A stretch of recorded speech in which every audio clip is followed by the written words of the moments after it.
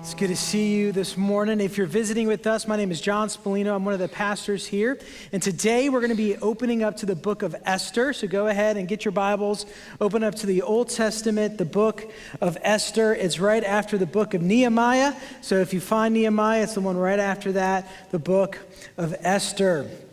So this morning, what we're going to be doing, we're going to start a 2-week series that we have entitled Live Sent. What does it mean to live on mission or live as a Christian? What does it mean? And the question I would like for us to ask this morning is this: how can I live confidently and faithfully in the Lord? How can I live confident? And when we think about that question, the book of Esther really is going to give us a unique perspective of what that means.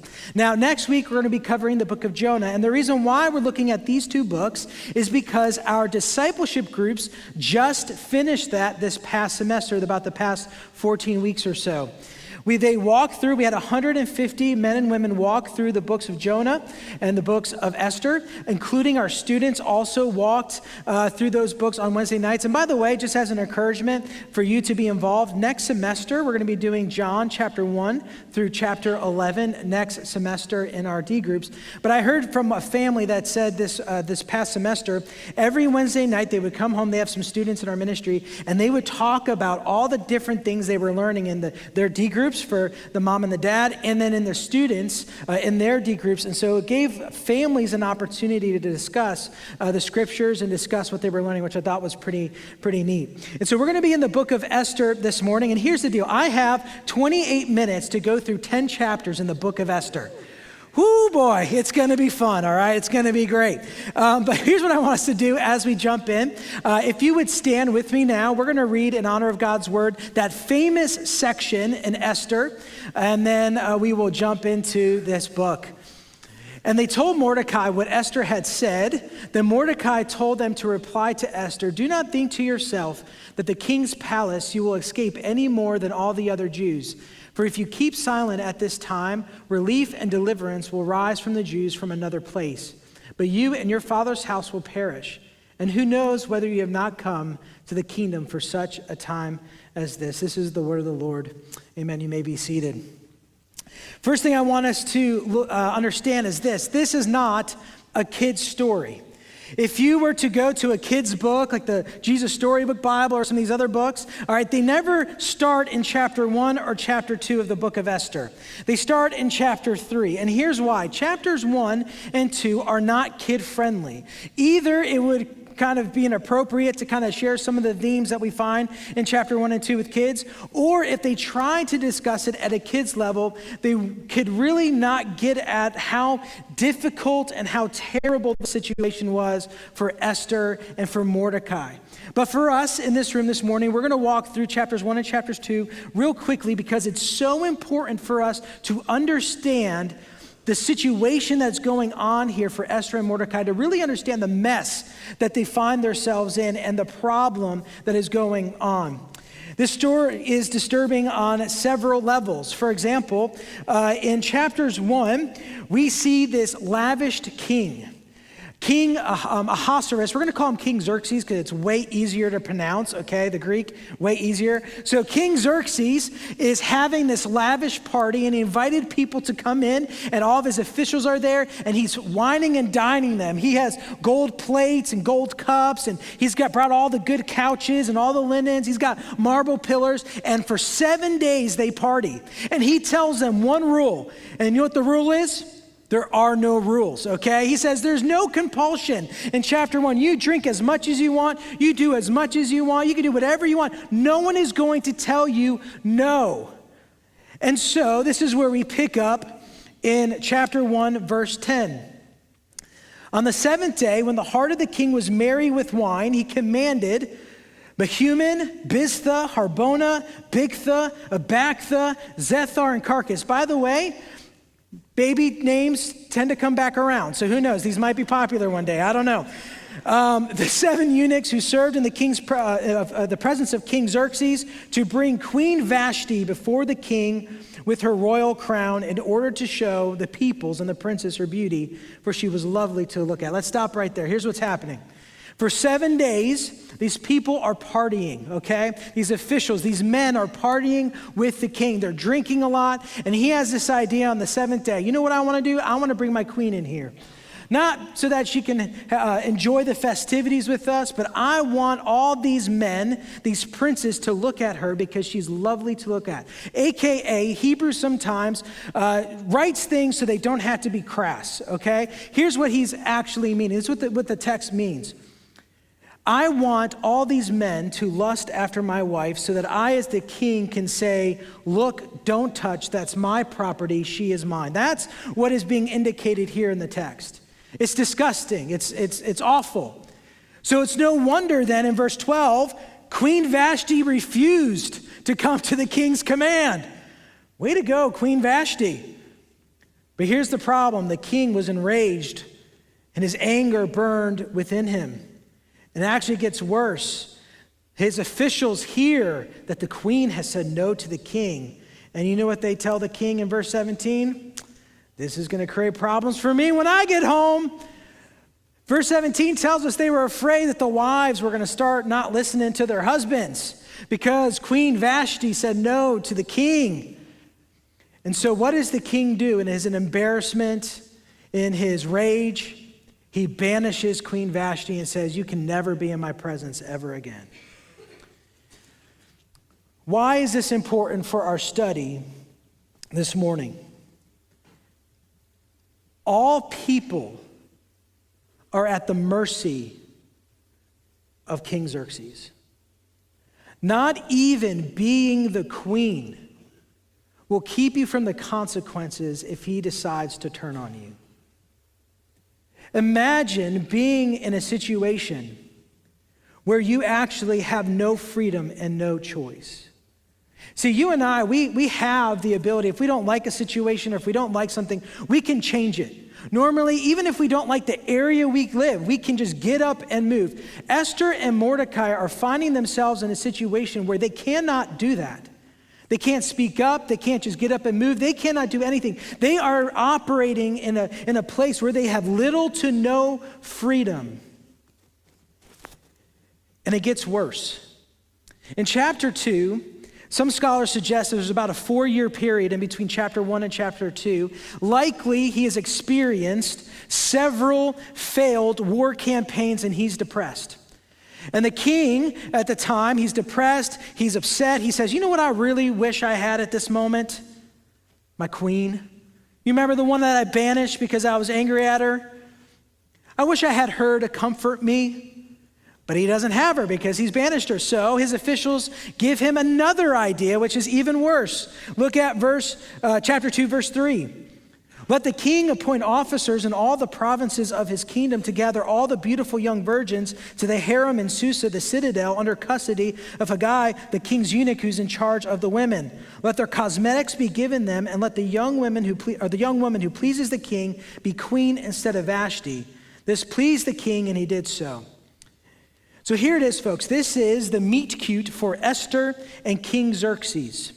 And this meet cute, the way that they meet, is actually something that's not great. It's not a Hallmark movie. Do we have any cheesy Christmas movie lovers in here you love? Listen, don't be ashamed, folks, okay? Great American Family. There's 50 Christmas movies you can watch this season, all right? And it's always the same, especially the royalty ones, the royalty Hallmark movies. You have a guy and a girl, they're dating. He hides the fact that he's a prince of Genovia or something like that. And he hides the fact, and then she finds out, and then she's like, what am I supposed to do? I'm just a small town girl with big dreams to go to the big city. And am I really expected to give that up to be a princess? It's major. It's a very difficult decision, by the way, for her. And then there's a miscommunication, and it looks like at the last minute they're not going to end up together. But then in the very end, the last 2 minutes of the movie, one of them walks up to the other one and says something like, you are where my home is, and something super sappy, and then they kiss, snow starts to fall, and it's beautiful. Guys, that is not the situation here. Here's the situation. These women were taken from their homes. They were paraded in front of the king as objects of beauty. They were sent to a palace for 1 year to get ready for their one night with the king. In the morning, they left the king, used and abused, never to see the king again. Esther was one of these women. It's an awful situation. One author writes it like this: the young woman, Esther, left as an orphan. She was living as a slave, and she served the lust of a king. But even God uses her to be the hero of Israel. It's a bad situation. She has no choice. She has no freedom. And she finds herself not only one of these women, but now she finds herself the queen.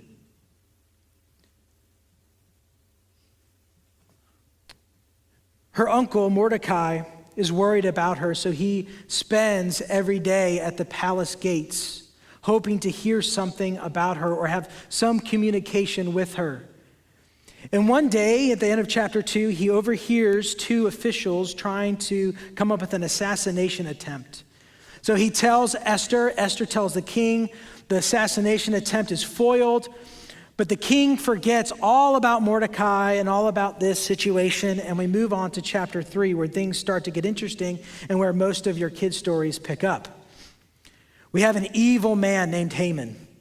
Haman is greedy and power hungry, and he makes people bow down in front of him as he's entering into the king's gates. But only one will not bow down, and that is Mordecai. And this enrages him. He gets really upset. And so he devises a plan to not only kill Mordecai, but to also kill all of his people.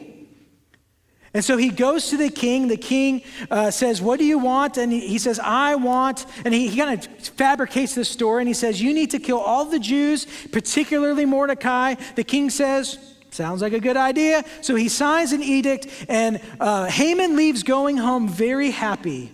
So happy, in fact, he devises and creates a specific execution pole just for Mordecai, just for him. This is awaiting Mordecai, and he cannot be more thrilled. And yet, it tells us that the whole entire city was weeping and mourning and wailing by the thought of this edict.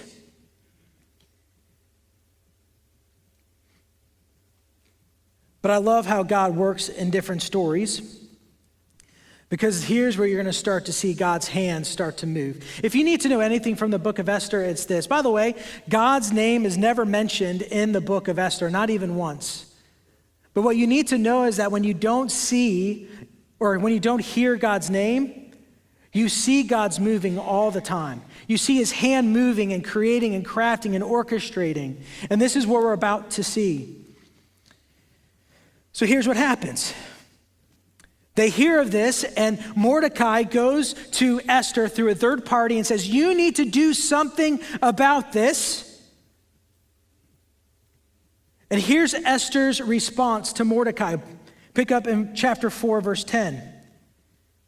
All the king's servants and all the people of the king's provinces know that if any man or woman goes to the king inside the inner court without being called, there is but one law: to be put to death, except to the one whom the king holds out the golden scepter so that he may live. But as for me, I have not been called to come to the king in these 30 days. So here's the reality. Esther says, if I go to the king, he is going to kill me if he has not called me. And he hasn't called me for 30 days. It's been 30 days since I've been asked to come to the king. Well, they told Mordecai what Esther had said, and so Mordecai responds, do not think to yourself that in the king's palace you will escape any more than the other Jews, for if you keep silent at this time, relief and deliverance will rise from the Jews from another place. But you and your father's house will perish, and who knows whether or not you have come to the kingdom for such a time as this. Now, this last phrase, you probably have heard often, for such a time as this. Be honest, how many of you have a coffee mug with this on it, okay? Some of you probably got it. It's popular at Lifeway, I hear, or at these other Christian bookstores, right? Such a time as this. But can I be honest with you? I don't think that's the best part of this monologue. I don't think that's the thing that we should be focusing on for such a time as this. You know what we should be focusing on? How about Mordecai's response? If you don't do anything, God will raise up somebody else to deliver you. That's what's implied here. That if you don't act as the one that is going to deliver God's people, that he has so much confidence in who God is that he's going to raise somebody else up. But then look at Esther's response after this in verse 15. Go gather all the Jews to be found in Susa, hold a fast on my behalf. Do not eat or drink for 3 days, night or day. And I and my young women will also fast as you do. Then I will go to the king, though it is against the law. And if I perish, I perish. That should be on a coffee cup. If I perish, I perish. How confident and strong is this woman? How confident is she? That after 3 days of fasting and praying to the Lord, she's going to walk over there and she's going to say, if I perish, I will perish, but I will do the thing that I'm being asked to do. That is powerful. Mordecai and Esther are confident that God is going to do something, even though they never mention his name. But here's the deal, Esther's smart. She knows she just can't walk up to the king. That's a sure death sentence. So what does she do? Chapter 5, on the third day, Esther put on her royal robes and stood in the inner court of the king's palace in front of the king's quarters, while the king was sitting on his royal throne inside the throne room opposite the entrance to the palace. When the king saw Queen Esther standing in the court, she won favor in his sight. Y'all know what this means? She looked good, folks, okay? She done herself up. He sees her from the window. He's like, it's been 30 days since I've seen my queen. And so he invites her in, death penalty averted. He invites her in and he says, I'll give you whatever you want in this world. Anything, half the kingdom. Do you want it? It's yours. But she knows a way to any man's heart is through food. So she says, I want to make you a feast. So come back tomorrow and I'm going to prepare this feast for you and I will let you know what I want. It's not a coincidence, though, that also Haman, the evil one, is there as well. And so she throws this feast for both Haman and the king. Haman goes home and he's like, guess what? The queen is throwing me a feast. He's boasting and he's prideful. He's like, look at me. Look how awesome I am. The queen is going to throw me and the king an absolute wonderful feast. And then there's another feast that's going to happen. But in between these feasts, we see a sleepless night. Now let me ask you a question. Last time that you had a sleepless night where you couldn't fall asleep, why? I'm sure it's not because you were torn over the Hallmark ending of a movie, okay? Normally, we don't fall asleep because we are thinking about things that we cannot control. We have anxiety and stress. There's things that we think about. We just know that like you have no ability to make the final decision on these things. So let me ask you this question. Why then would the king, who got to even control who's in his presence, have a sleepless night? He's got everything he needs. He's got wealth, fame, land, military, women, Queen Esther. He has got everything. He controls who can come in and speak to him, or it's the death penalty. What is there that he cannot control that he would lose a sleepless night over? We don't know the answer to that, but what we do know is that he does what most of us do when we can't fall asleep: grab a book. And so he asks for a scroll, he asks for a book, he says, bring me something to read so I can fall asleep. And it just so happens that they bring him a book recounting the assassination attempt on his life, where Mordecai was the hero. And he asks himself this question: what did I do to honor Mordecai? The morning comes, Haman walks in for the feast, he's excited, he's prideful, and the king asks him, in chapter 6, verse 6, what should be done to the man whom the king delights to honor? Haman's so prideful, he thinks the king is talking about himself. And so he says, well, you should give this man the horse that you've ridden, the robes that you've worn, the crown that you've had and worn before. You should have a parade for him for all the city to see. This guy should be honored as the greatest man among the people except for the king. This is the king's response in verse 10.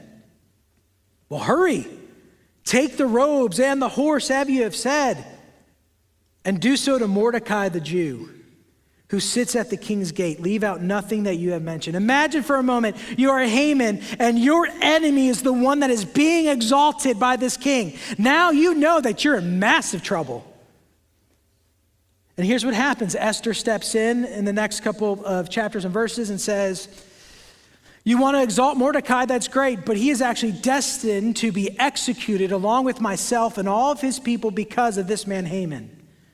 To make a long story short, Haman is taken. He's executed on the pole that he had built for Mordecai.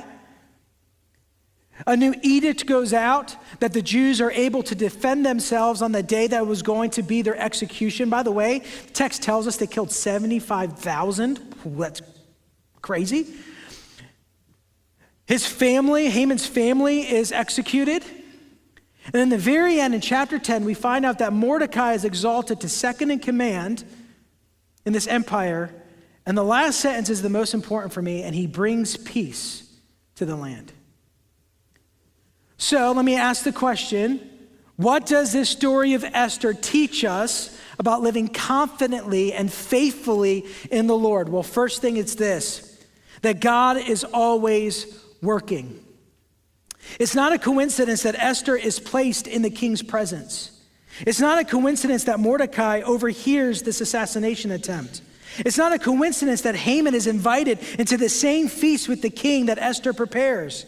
It's not a coincidence that the king has a sleepless night. It's not a coincidence that the account that he reads reminds him of Mordecai. It's not a coincidence that Haman becomes the target of his own scheming and plans. It's not a coincidence that Esther saves her people. It's not a coincidence that Mordecai is exalted, and it's not a coincidence that peace is brought to the land. So while this text may not name the name of God, we can see his hand working and moving and directing. This should give us so much confidence in our walk with God. Let me ask you this. What is the difference between somebody who believes that God is still working and somebody who believes that God would not work or doesn't even believe he's real? What is the difference between those two people? Perspective and outlook. Imagine the marriage that is crumbling that says God is working as opposed to we have to figure this out on our own. Imagine the medical diagnosis that you might find yourself in, and you ask yourself, or you tell yourself, God is still working, as opposed to, I've given up. Imagine even in that diagnosis that might be terrible, might be fatal, you think to yourself, God is working and he can use this for his glory, even if the next steps that I take are on the other side of eternity. Imagine how this perspective that God is still working can transform even the worst and most miserable times of your life, like Esther was going through. Imagine what a witness that could be to the world when they look at your life and they say, you respond differently. Because when you get put in situations, you believe that there's a God who is still working. It's not happenstance and it's not luck. Think about your own life for a moment. How many of you would say that your life turned exactly out like you planned it? But none of you would raise your hand. There's so many twists and turns, tragedies, heartbreaks, celebrations. But I bet if I asked you to look back on your life, did you see God's hand moving? There would be a resounding yes.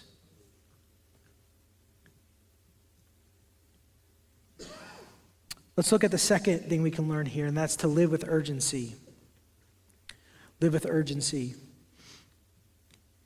As Christians, we can become invested in our own fame, fortune, notoriety, comfort, and all these different things that we may not want to give up. But we need to remember Mordecai's instruction to Esther. If you don't rise up, God's going to raise up somebody else. See, here's the deal. There's one thing to say that we believe God is the king, and it's another thing to actually live like it. So many of us believe and will say that God is king, and yet when people look at our life, they see someone who maybe believes that God's kingdom is actually crumbling. There's no confidence. There's no urgency there. What Mordecai tells Esther is this is something you have to do now. Delayed obedience is still disobedience to God. And there may be some things in your life that God has been calling you to do that you have not done because you're delaying it or you're waiting for the right moment.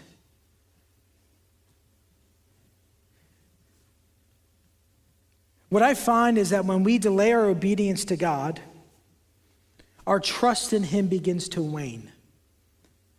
How can we live confidently as followers of Jesus in this world if we won't even trust Him in the things He asks us to do and we're not even willing to take the first step? We need to live confidently and live with urgency when we are told to be obedient. Last but not least, it's this. We need to find the gospel in every story. We need to live faithfully and courageously, but we also need to share the story of the gospel. So let me ask you this question. It may be difficult to see how God may use your story and what you've gone through for the gospel, but let's look at Esther's story and compare how we can use her story to share the gospel. When we look at the story and I ask you, who are you in the story of Esther? You might say, well, of course I'm Esther or I'm Mordecai. But the very fact is this, that without Christ, the scriptures tell us that you and I are all like Haman. Romans chapter 6, verse 23 says, for the wages of our sin is death. That means that you and I will head to destruction because of the things that you and I have done. Just like Haman died on and was executed on a pole that he created in his own scheming, you and I are sent to destruction because of the very things that we have sown. The wages of our sin is death. Without Jesus, we do not have any hope. So you and I are like Haman in this story, but here is the beautiful thing about this story, and here's the gospel. We have a way better king than King Xerxes. King Xerxes is selfish and self-absorbed. He is hasty and prideful and arrogant. He is driven by the lust of his flesh, the lust of his eyes, and the pride of life. The only similarity that King Xerxes has with King Jesus is that everyone is at the mercy of the king. But our king doesn't send people to their destruction. Our king is benevolent. He is good. He is kind. Our king is just and caring and compassionate. Our king doesn't take lives. Instead, he gives his own life up for his enemies. Our king is slow to anger and abounding in love. Our king does not take, but he gives. Xerxes may have reigned for 21 years, but our King Jesus reigns for eternity. So when we think about living sent and the confidence that we can have on mission for God, we can notice how God works even in the midst of tragic and evil circumstances that have fallen because of other people. We can find confidence that He is not unaware, God is not unaware of the things that we are going through, and that He has a plan to bring peace to the situations that we feel and are going through. Listen, we speak the gospel so people can hear the message and respond. But what good is it to speak the gospel if people look at our lives and see that we're actually afraid to follow Jesus? This is why it's important that we find the gospel in every story and we share it. This is why we find the gospel in our stories and we share it. But at the same time, we need to live confidently in what God has done in our life without apology. Lastly, we see that in the story there are two kings that have a feast. King Xerxes' feast is lavished. It's got golden bowls and vessels. It's got the most beautiful decorations, and his one command to the people is do what you want. Jesus has a feast. It's in a small room. There's no white cotton curtains or violet hangings or fine linen. There's no marble pillars or couches adorned with gold or silver. There's just Jesus with his disciples, and he says, this is my body that's broken for you, and this is my blood shed for you. And what's his command to his people? His command is not do what you want. It's deny yourself and pick up the cross. So that one day you and I would be at a greater feast. This feast comes in Revelation chapter 19. It says, then I heard what seemed to be the voice of a great multitude, like the roar of many waters, like the sound of mighty peals of thunder, crying out, hallelujah! For the Lord our God, the Almighty reigns. Let us rejoice and exalt and give him glory, for the marriage of the Lamb has come, and his bride has made herself ready. It was granted to her to clothe herself with fine linen, bright and pure, for the fine linen is the righteous deeds of the saints. And look at verse 9. The angel said to me, write this, blessed are those who are invited to the marriage supper of the Lamb. He said to me, these are the true words of God. So in a moment, we're going to confidently walk through the Lord's Supper, remembering that is a picture, it's an understanding of something that awaits us greater for eternity and should give us confidence, boldness. It should sustain us and satisfy us to walk this next week confidently and boldly in the name of Christ. It's a time where we get to remember who our King is and what our King has done and who we are because of that King. This time allows us to make that declaration as we take the elements, that you are my King, you are my God. And as I walk this week, if I perish, I perish, but I'm going to be walking courageously and confidently in what God has planned and what God has done.